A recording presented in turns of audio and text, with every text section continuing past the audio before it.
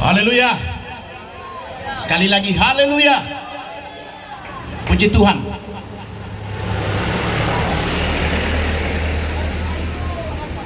Tuhan Yesus baik. Amin. Kami ada di kemah ini tidak menawarkan asuransi jiwa, Haleluya.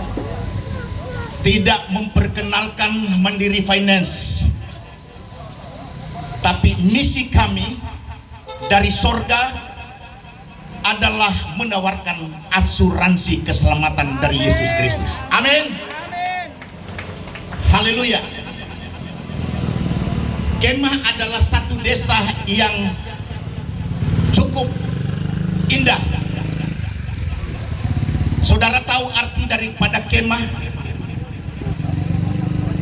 Apa? Kemah artinya kemana-mana kita percaya Yesus. Amin. Haleluya. Kita langsung saja membaca Alkitab. Coba saya minta tolong satu orang membacanya. Matius 23 ayat 12 dengan suara keras.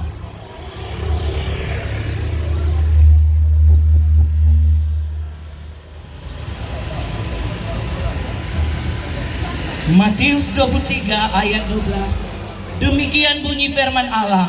Dan barang siapa meninggikan diri, ia akan direndahkan.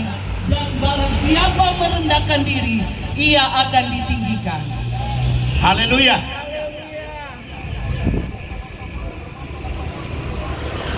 Firman Tuhan ini jelas sesuai perkataan Tuhan Yesus. Ketika dia dikerumuni oleh pengikut-pengikutnya, jutaan orang,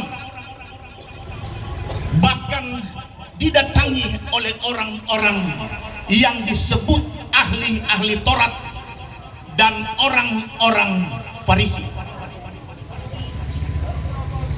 Kita tahu bahwa ajaran orang-orang Farisi itu bertolak dari kebenaran firman Allah, tidak keluar dari kebenaran firman Allah. Itu sebabnya Tuhan Yesus mengajarkan orang-orang yang ngikut dia,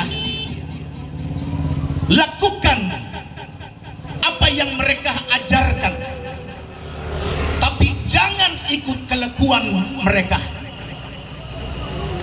Sebab orang-orang Farisi dan ahli-ahli Taurat ini, mereka itu hanya sebagai seorang yang menerapkan teori di dalam pemberitaan kebenaran firman. Siapa tidak mengenal ahli-ahli Taurat? Mereka adalah orang-orang yang bijak. Mereka adalah orang-orang yang begitu teliti akan kebenaran firman Allah. Ajarannya diterima oleh Yesus. Bahkan Yesus sendiri mengatakan bahwa ikuti ajaran mereka karena berdasarkan dari kebenaran firman Allah, tetapi jangan ikut perbuatan mereka yang jahat itu. Apalah artinya sebagai seorang hamba Tuhan, seorang pemimpin gereja, dia hanya menyampaikan firman, tetapi dia tidak berlaku firman. Ini menyatakan saya sendiri, saya tidak berani menyampaikan isi hati Tuhan yang Tuhan mau, tetapi saya tidak lakukan. Saya petik perkataan Rasul Paulus di dalam kepada jemaat Tuhan yang ada di kota Korintus. 1 Korintus pasal 9 ayat 27.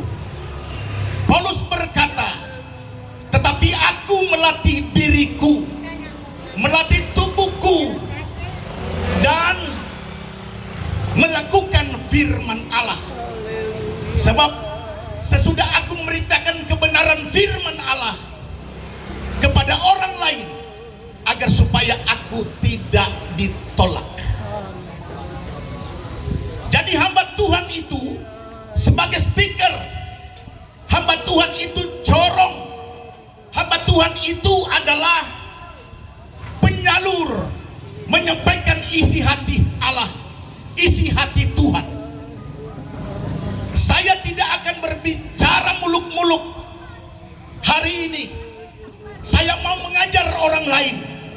tetapi saya tidak melakukan firman Allah. Nah, kita lihat Yesus dengan orang-orang ahli Taurat dan Farisi ini sangat bertentangan. Ahli-ahli Taurat mereka hanya menjadi pengkritik. Di dalam Alkitab tidak ada kata kritik. Jadi kalau kita saling mengkritik tidak dalam Alkitab, tetapi Alkitab minta supaya kita saling membantu, saling mengingatkan. Itu kata firman Tuhan. Boleh bilang amin? Amin.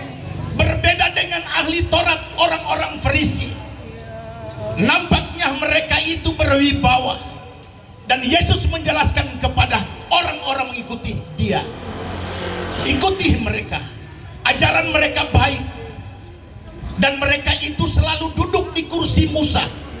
Artinya mereka kalau tampil paling terdepan. Mereka itu kepingin dihormati di pasar-pasar, dihormati di rumah-rumah ibadah.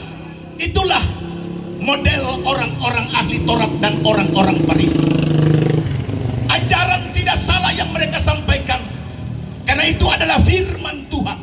Sekali lagi, Musa, Tuhan berkata, jangan ikut jangan ikut mereka punya kejahatan.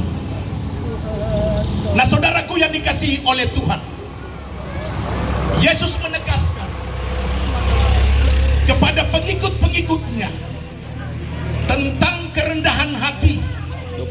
Siapa yang merendahkan hati akan ditinggikan oleh Tuhan.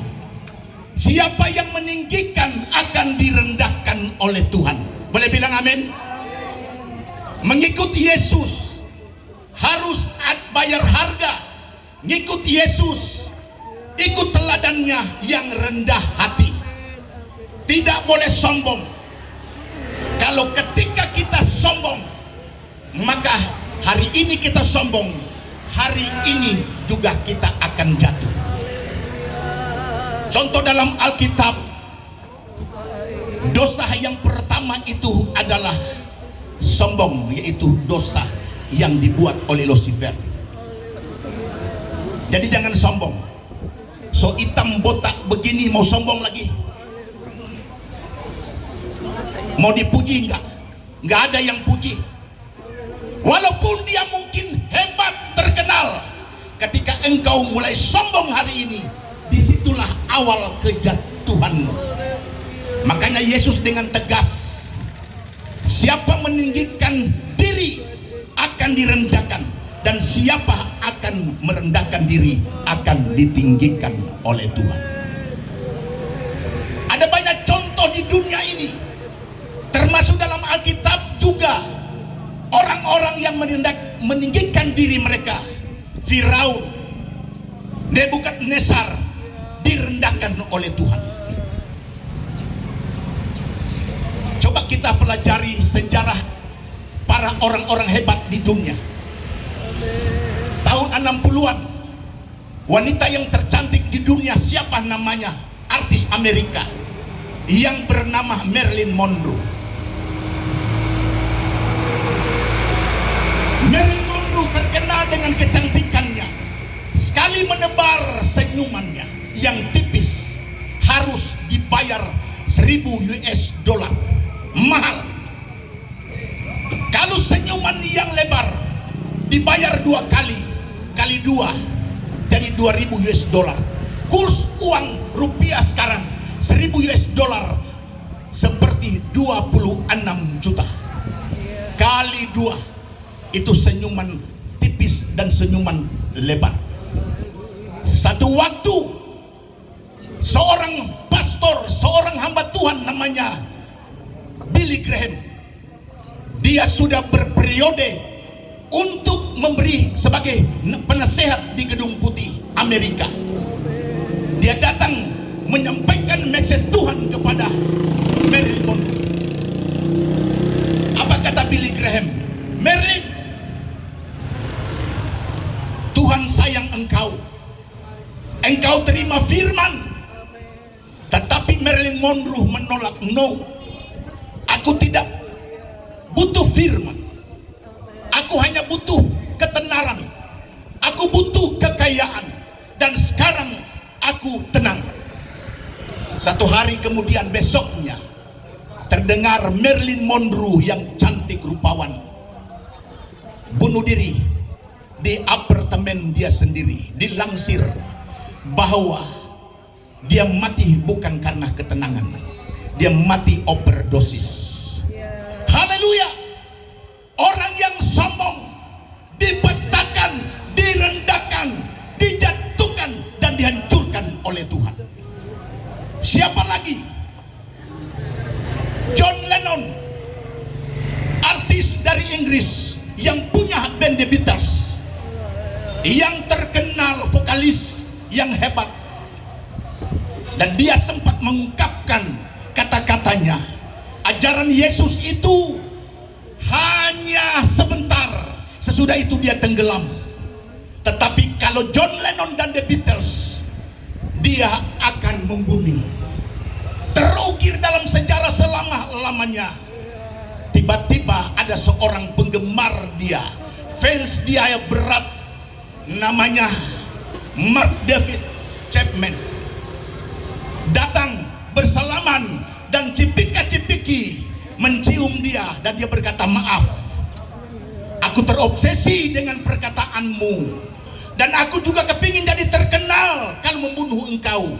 Langsung didor 4 kali, di dahi, di perut, di berkali-kali, 4 kali.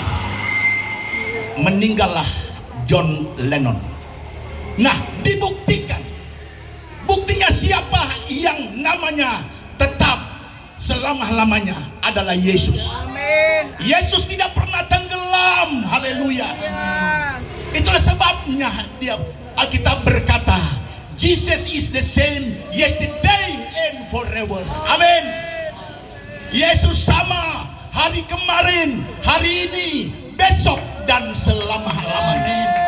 Haleluya. Kita percaya kepadanya karena dia hebat, dia berkuasa, dan dia menawarkan keselamatan bagi kita. Karena hanya jalan keselamatan di dalam Yesus Kristus. Haleluya. Kesempatan hari-hari ini, dunia ini tidak lagi menjanjikan yang baik-baik. Sudah dibuatkan para pejabat-pejabat di Indonesia bahwa dunia ini punya masa gelap. Dan memang sudah mulai terbukti bahwa dunia sedang dalam kegelapan. Cina sedang mempersiapkan panitia besar untuk menyambut. Prediksi para saintis bahwa 2030, 7 tahun kemudian lagi, akan datangnya asteroid, yaitu bola api yang menggelinding dari planet langit, akan menabrak bumi. Cina sedang mempersiapkan itu, bagaimana caranya untuk menghadapi asteroid. Sehebat manusia untuk mengantisipasi semuanya itu, tetapi kalau tidak di dalam Yesus Kristus, gagal. Hanya di dalam Yesus Kristus kita dapat ketenangan, kita dapat keselamatan. Haleluya. Terakhir, saya sampaikan orang-orang yang sombong, yang bernama Thomas Endro, seorang arsitek perancang Titanic. Ya, dia pernah berkata ketika Titanic itu sudah launching, sebelum berangkat dari Inggris ke Amerika, New York, dia berkata, kapal ini diciptakan dari bahan-bahan yang sangat berkualitas. Kapal ini tidak mudah tenggelam, sekalipun Allah, sekalipun Tuhan tidak bisa menenggelamkan kapal ini. 4 hari dalam perjalanan mereka ke Amerika, di Samudra Atlantik Utara, mereka menabrak gunung es. Tenggelam kapal itu. Sekalipun Tuhan katanya tidak bisa menenggelamkan, karena kapal ini dirancang dengan begitu kualitas tinggi, ombak sebesar apapun, tetapi kecil bagi Tuhan ketika orang sombong akan dihancurkan dan dipatahkan. 1.500 penumpang para kaum bangsawan tenggelam semuanya, termasuk Thomas Endro. Saya mau sampaikan hari ini, tidak boleh kita sombong di hadapan Tuhan. Kecil, para pedagang kaki lima, pedagang pasar, tidak terkecuali Kristen maupun non-Kristen, percayalah kepada Yesus. Masa depan kita ada di tangannya. Haleluya. Jangan khawatir dagangmu tidak akan laku. Jangan khawatir bahwa ada persaingan hebat di antara sesama. Tuhan telah menyediakan berkat masing-masing bagi kamu. Haleluya. Puji Tuhan. Yesus baik. Saya menyanyi satu lagu, Aku Jalan Kebenaran. Terima kasih. Kita sama-sama nyanyikan nyanyian ini, Aku Jalan Kebenaran. Kita berdiri semua. Baru saya serahkan kepada pemberita yang kedua. Aku jalan. Yesus jalan. Ya, Yesus jalan. Nanti baru tahu Hipirhani kau jalan kebenaran. Puji Tuhan. Yesus ya, langsung kepada Yesus. Yesus jalan kebenaran. Satu lagu saja. Puji Tuhan. Amin.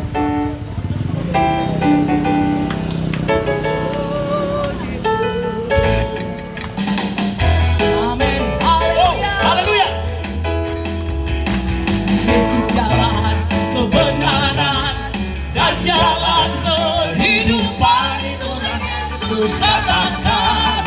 Aku percaya, amin. Di dalam namanya ada keselamatan. Sekali lagi, Yesus. Haleluya. Yesus jalan kebenaran dan jalan kehidupan, itulah Yesus katakan.